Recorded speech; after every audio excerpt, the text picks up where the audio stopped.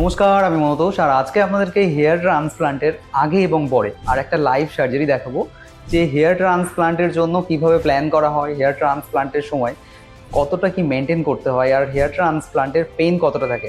তাই আজকের ভিডিওতে পুরো লাইভ সার্জারির ভিডিও আপনাদের জন্য থাকছে। তাই চ্যানেলে যদি একদম প্রথমবার এসে থাকেন, নিচে দেওয়া রেড কালারের সাবস্ক্রাইব বাটনে ক্লিক করে অবশ্যই অল নোটিফিকেশন অন করে রাখবেন, কারণ আগামীতে যারা হেয়ার ট্রান্সপ্লান্ট করতে চাইছেন বা হেয়ার ট্রান্সপ্লান্ট করবেন ভাবছেন, তাদের জন্য এই ভিডিওটা খুবই হেল্পফুল হতে চলেছে। আর হ্যাঁ, যদি আপনাদের কোনো কোয়ারি থাকে, স্ক্রিনে দেওয়া নাম্বারে সরাসরি আমাকে কল করে আপনাদের প্রবলেমগুলো জানাতে পারবেন।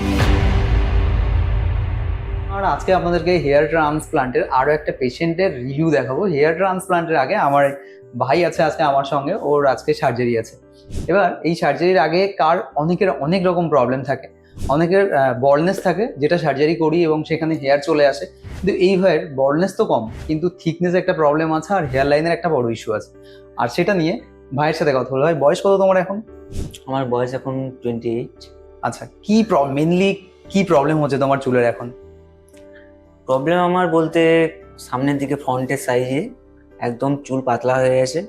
তার জন্য স্যারের সাথে আমি কথা বলেছিলাম। আচ্ছা, যে চুলটা স্যার আমার পাতলা হয়ে গেছে, সামনে ডেনসিটি বাড়ানোর জন্য আচ্ছা। আমি ট্রান্সপ্লান্ট করাতে চাই।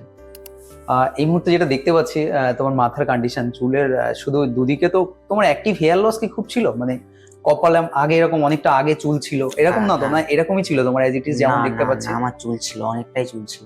আগের দিকে অনেকটা চুল ছিল, তারপরে আস্তে আস্তে চুলটা উপরে যাচ্ছে তো? আজকে ভাইয়ের লাইভ সার্জারি আপনাদেরকে দেখাবো। হেয়ার ট্রান্সপ্লান্টের সময় কত কি পেন হয়, কেমন ব্যথা হয়, কতটা ব্লাড বেরোয়, এই বিষয়ে পুরো ইনফরমেশন থাকছে পুরো ভিডিওতে। তো বিদ্যুৎ ভাইয়ের সার্জারি হচ্ছিল সকাল থেকেই। আজকে আমি বিদ্যুৎ ভাইয়ের সঙ্গে আছি। বিদ্যুৎ ভাই, তোমার বাড়ি কোথায়? আমার বাড়ি মেদিনীপুরে। আচ্ছা, মেদিনীপুর থেকে কলকাতাতে এসছো সার্জারি করতে। সকাল থেকেই তোমার সার্জারি চলছে।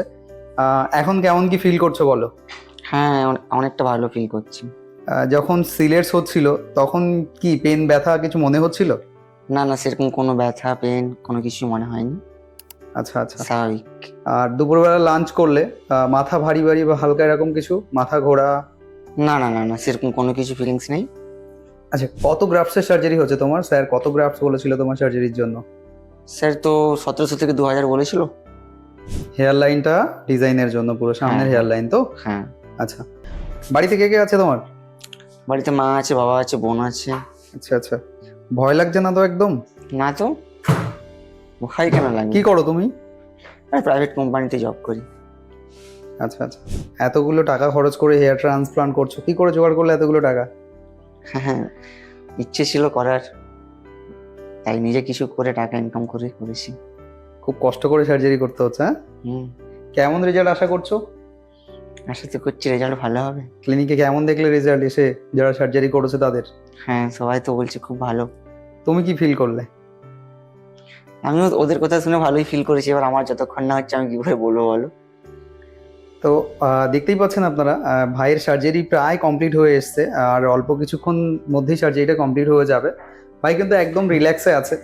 চাইলে সার্জারির সময় কেউ চাইলে গান শুনতে পারে, মিউজিক শুনতে পারে, সবটাই করা যায়। আর লাইভ সার্জারি আপনাদেরকে দেখাচ্ছি এই মুহূর্তে, যে কোনো রকম কোনো অসুবিধা কিন্তু হয় না। যারা সার্জারি করার কথা ভাবছেন বা যাদের এরকম হেয়ার লসের খুব বেশি সমস্যা আছে, তো তাদের জন্য এই ভিডিওটা খুবই হেল্পফুল হতে পারে। দেখুন, একটা সাইড কিন্তু কভার হয়ে গেছে হেয়ার লাইনটা। সামনে সিঙ্গেল গ্রাফটস দেওয়া হয়েছে এবং তারপরে ট্রিপল গ্রাফটস এবং ডবল গ্রাফটস ইমপ্ল্যান্ট করা হয়েছে। তো আপনারা যারা সার্জারি করতে চাইছেন, ভাবছেন কি করে সার্জারি করবেন, সরাসরি স্ক্রিনে দেওয়া নাম্বারে কন্ট্যাক্ট করে আপনারাও সার্জারি করতে পারবেন।